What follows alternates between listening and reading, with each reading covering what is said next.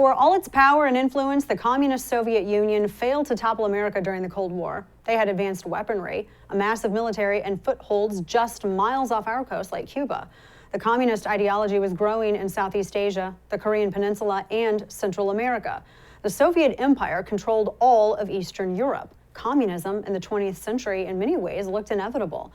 One thing was standing in the Soviets' way, and that was America, land of the free, a country that was a living rebuke to an ideology that seeks to control individual expression and thought, all in the pursuit of bringing heaven to earth, when in reality, the only thing that communism has ever brought is hell on earth. What's the one thing the Soviets failed to consider in doing in their communist quest for world dominance? That's, well, just buy Americans off. That's right. Just dangle cold, hard cash or cool electronic trinkets in front of the Americans and then watch as American companies, American media, and celebrities bend a knee to communists to keep that money and those trinkets coming, one cargo container at a time. The Soviets never stumbled onto this ploy. Had they figured it out, though, they likely would have won the Cold War, and today we would be pledging our allegiance to the Kremlin rather than the United States of America. The latest example of America being bought off by China and by communism, period, well, just look what's going on with actor John Cena, who is out promoting his new film, Fast and Furious 9. Apparently, he offended the CCP. How?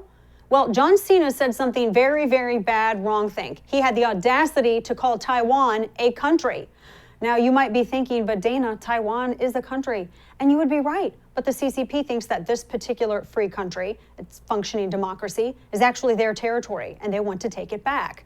When John Cena realized that calling Taiwan a country angered the CCP, he apologized to the communists in Mandarin, which he's learning to promote wrestling. Watch. 我有一个错误，我必须说，现在就是很重要。我爱更尊重中国，更中国人。我很抱歉对我的错误，对不起，我很抱歉。你必须了解，我很爱，很尊重中国跟中国人。不好意思，再见。This is so depressing because John Cena seems like a genuinely nice guy. But if you don't understand what's going on, I want to help you kind of see this for what it is.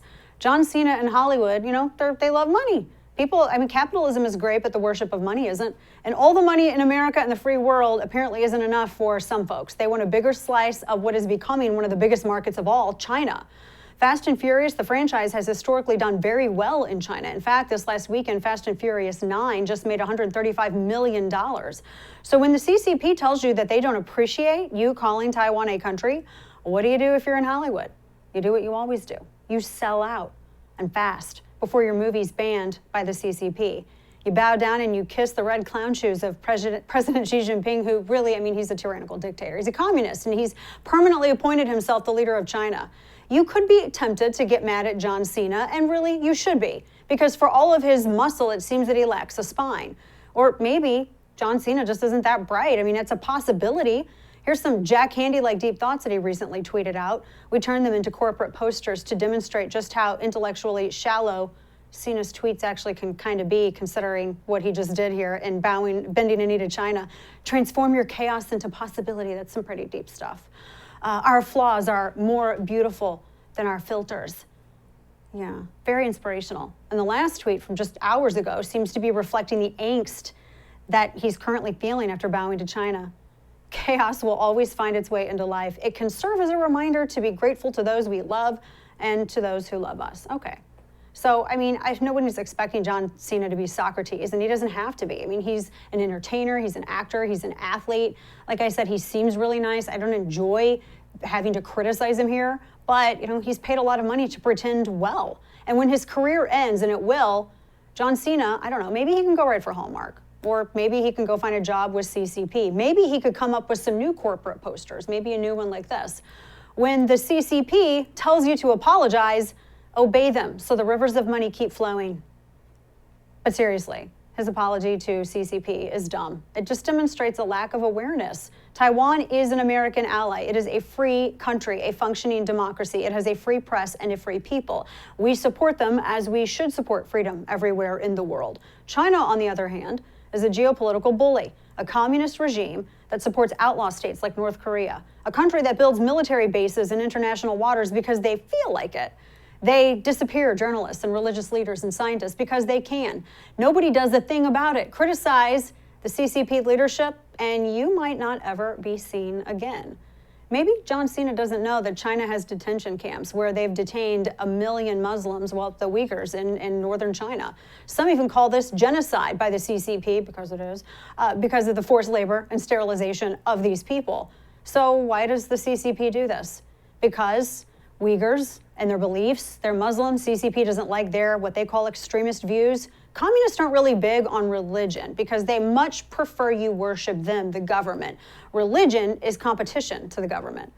But we're not done with the CCP, and we think it's important to understand really who they really are. It's a regime that socially scores its citizens. So if you're a Chinese citizen, make sure you clap really loud when President Xi Jinping speaks and say all the right things on social media about the Communist Party, or you might actually find your social score lowered and your very few freedoms taken away. China is also a country that plays around with viruses in labs, doing gain-of-function experiments, and it looks like one of those little pathogens slipped out the door in the fall of 2019 and infected the entire world, killing over 3 million people. Maybe it killed someone that you know and love. But hey, accidents happen, right? This is a country that ignores intellectual property laws. They just open up American devices, our technologies, and they rip them off. Just ask Apple. Actually, don't ask Apple, because Apple would never actually criticize China, and because Apple and so many other companies are using very cheap factory labor in China so they can pay less to make their products, enrich the CCP, and then charge Americans boatloads of cash for those same exact products. Meanwhile, China's busy taking all the money they make off of selling stuff to America and using it to buy off greedy American institutions and individuals like Hollywood and John Cena.